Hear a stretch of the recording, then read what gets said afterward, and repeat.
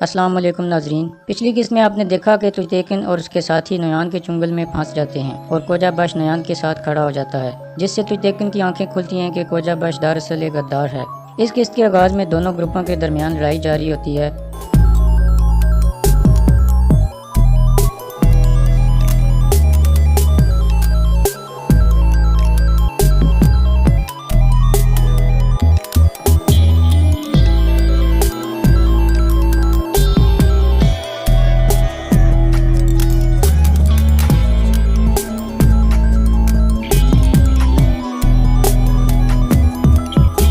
تجتیکن کے تمام ساتھی شدید زخمی ہو کر گر جاتے ہیں اور تجتیکن کو بھی نویان قابو کر لیتا ہے اور اس کو شدید زخمی کر کے گڑھے میں پھینک دیتا ہے۔ اس کے بعد وہ کوجا بش کو اپنے پاس بلاتا ہے۔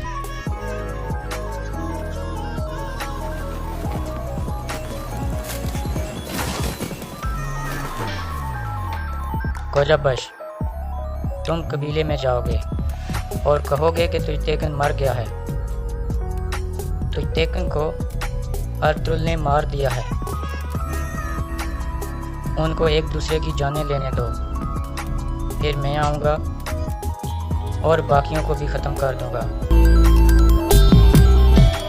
نویان کوجا بش کو قبیلے میں بھیج کر دونوں قبیلوں میں بڑا اختلاف پیدا کرنا چاہتا تھا تاکہ وہ دونوں ایک دوسرے کو ہی مار کر ختم ہو جائیں اور جو بچ جائیں گے ان کو ہم مار دیں گے۔ پھر نویان کوجا بش کو کہتا ہے کہ تمہاری شکل سے بالکل نہیں لگتا کہ تم کسی لڑائی سے نکل کر آئے ہو، اس لیے اس کا حلیہ تبدیل کرنے کے لیے اسے خوب مارتا ہے۔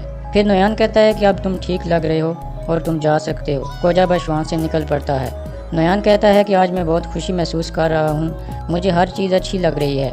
تانگود کہتا ہے کہ ارطغرل ایک دفعہ پھر ہمارے ہاتھ سے نکل گیا اور ہم دونوں کو نہیں مار سکے۔ نویان کہتا ہے کہ اگر ہم دونوں کو مار دیتے تو صرف 2 ہی آدمی مرتے، لیکن اب ارطغرل زندہ ہوتے ہوئے بھی مروں جیسا ہے، کیونکہ جب کوجا بش قبیلے میں جا کر بتائے گا کہ ارطغرل نے تجتیکن کو مار دیا ہے تو قبیلہ ارطغرل کے لیے آگ کا میدان بن جائے گا اور پھر 2 کی بجائے کئی لوگ مریں گے۔ دوسری طرف ارطغرل اور اس کے ساتھی حلیمہ سلطان اور دہلی دمیر کے پاس پہنچ جاتے ہیں۔ ارطغرل ان کو بتاتا ہے کہ ہم منگولوں کا وہاں انتظار کرتے رہے، لیکن ان کی بجائے وہاں تجتیکن اور اس کے ساتھی آ گئے۔ اس کے بعد وہ سب وہاں کچھ آرام کرتے ہیں۔ ارطغرل اپنے ہاتھ سے لوہے کا دستانہ اتارتا ہے، اس کے ہاتھ سے کچھ خون بہہ رہا ہوتا ہے جسے حلیمہ سلطان پانی سے صاف کرتی ہے۔ ارطغرل کہتا ہے کہ میں لڑنا چاہتا ہوں لیکن میرا ہاتھ ساتھ نہیں دے رہا اور میں بہت مشکل سے تلوار پکڑتا ہوں۔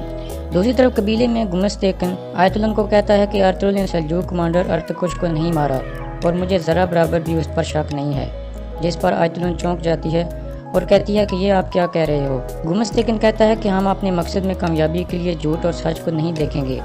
آیت اللہ کہتی ہے کہ ہمیں ہر حال میں گونجا گل اور گندوگدو کی شادی کرانا ہوگی، جس کے بعد گندوگدو تمہاری ہر بات مانے گا، لیکن اس سے پہلے ہمیں حائمہ خاتون کو اس رشتے کے لیے راضی کرنا ہوگا، جس پر گمستیکن کہتا ہے کہ میں بالکل ایسے ہی کروں گا۔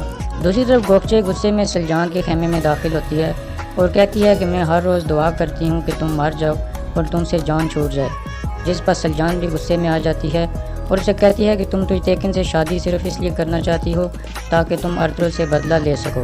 اس کے بعد گوکچے سلجان پر ہاتھ اٹھانے کی کوشش کرتی ہے، لیکن سلجان اس کا ہاتھ روک لیتی ہے اور پھر گوکچے کو لگاتار تھپڑ مارنا شروع کر دیتی ہے اور ساتھ ساتھ اسے کہتی ہے کہ باز آ جاؤ، تمہیں سلیمان شاہ اور حائمہ خاتون نے اپنی بیٹیوں کی طرح پالا ہے، لیکن تم غلط راستے پر چل پڑی ہو۔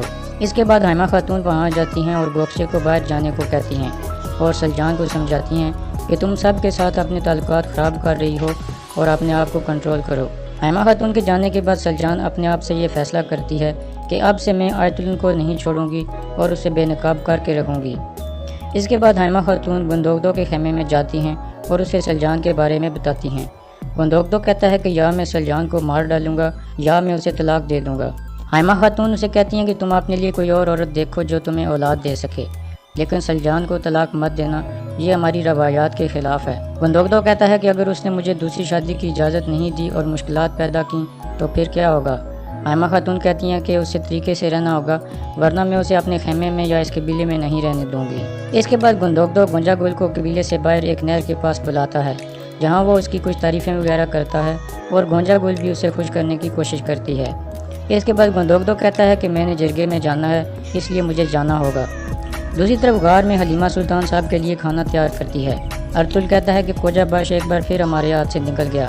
ترکت کہتا ہے کہ اگر وہ غدار نہ ہوا تو ہو سکتا ہے کوئی اور غدار ہو قبیلے میں، ارطغرل کہتا ہے نہیں، مجھے پورا یقین ہے کہ قوجہ بشی غدار ہے، بے شک وہ اپنی زبان سے بھی انکار کر لے لیکن اس کی آنکھوں میں شیطان نظر آتا ہے اور وہی غدار ہے۔ دوسری طرف کرکٹ سردار گمستیکن کو کہتا ہے کہ میرا بھانجا ارطغرل غدار نہیں ہے، مجھے پورا یقین ہے اس نے ایسا کوئی کام نہیں کیا، اس لیے میں آج دونوں قبیلوں کا جرگہ بلا رہا ہوں تاکہ سب لوگ اس بات پر متفق ہو جائیں۔